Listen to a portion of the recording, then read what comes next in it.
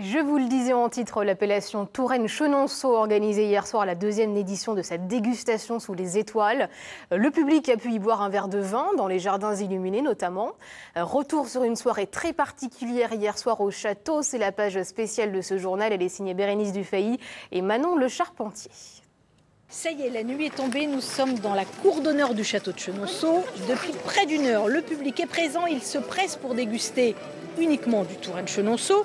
Un vin qui monte grâce à son AOC, l'appellation d'origine contrôlée, et visiblement ça plaît.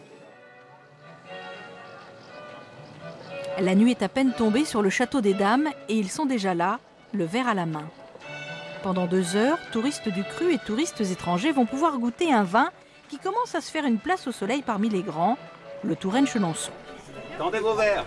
On est au blanc. Vous êtes au blanc, monsieur. Au deuxième tour, on passera au rouge. Pas de problème. Le rouge a pris. Donc là, vous êtes sur le 2013. Ah, 2013. Voilà. Vous vous demandez ce que vous en pensez? Très agréable. Un vin bien évolué. Un chenin bien typé. Des arômes d'agrumes qui apparaissent dedans. Très agréable. Un vin pour un 2013 de bonne garde. Je suis très étonnée par l'afflux de visiteurs et surtout par le nombre de visiteurs étrangers. Je ne m'attendais pas à ce qu'il y en ait autant. Il y a des Japonais, il y a des Américains, il y a j'ai entendu des Espagnols, il y a des Italiens. Ça vient un peu partout. Je n'ai pas le temps de discuter avec les gens, mais c'est super intéressant. Le Touraine-Chenonceau, c'est 3 cépages, 1 pour le blanc et 2 pour le rouge. Depuis l'obtention de l'appellation d'origine contrôlée en septembre 91, les ventes ont fait un sacré bond.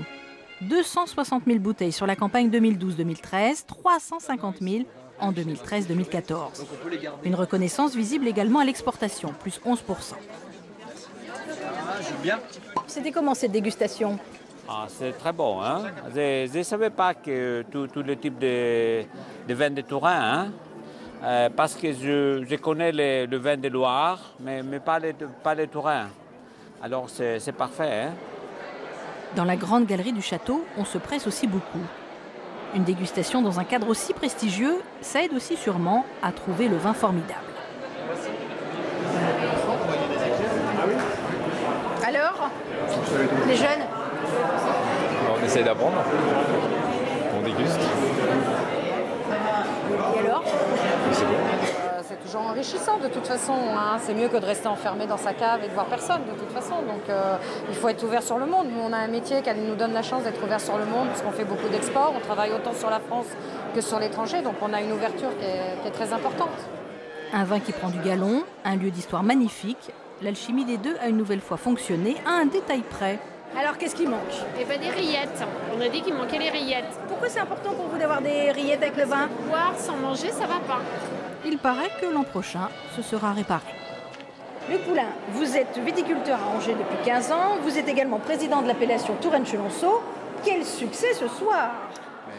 Je suis resté beaucoup à ma table, mais à la fréquentation comparée à l'année dernière, apparemment, ouais, et le sourire des gens affiché, oui, ça a l'air d'être un bon succès. Oui. Alors finalement, dans toute cette histoire, c'est là aussi qui vous a sauvé. Oui, c'est un nouveau départ pour l'appellation de Touraine, effectivement. La nouveauté crée l'intérêt, c'est le cas de l'appellation. Et bon, je pense que voilà, on a fait tout un tas de choix au niveau de communication, la bouteille, la qualité des vins qui font qu'on rencontre le public aujourd'hui, qui nous regarde, bien qu'étant toujours vigneron de Touraine à la base, comme des gens capables de faire un produit beaucoup plus haut de gamme que ce qu'ils avaient l'habitude de goûter chez nous. Parce que vous-même, vous avez failli disparaître. C'était en 2006, 2006, hein? Oui, 2006, jeune installé, j'étais installé depuis 6 ans. Et effectivement, les cours, la dépendance de beaucoup de vignerons par rapport au cours du vrac, les débuts de la crise, la concurrence des vins étrangers, etc., ont fait qu'effectivement, beaucoup d'exploitations, encore aujourd'hui, ont été mises à mal et sont en danger comme nulle part ailleurs dans le vignoble. Dernière question, Luc Poulain, comment on fait quand on n'est pas fils de vigneron? Comment on fait quand même pour réussir? C'est comme tout le monde dans tous les métiers. Quand on est passionné, qu'on aime ce qu'on fait, l'énergie, on la trouve, même si on ne l'a plus. C'est un sacerdoce, la viticulture. Eh bien, on va trinquer. Allez. Un blanc, un rouge? Voilà, tout à fait. Un Sauvignon et un Malbec, Cabernet Franc.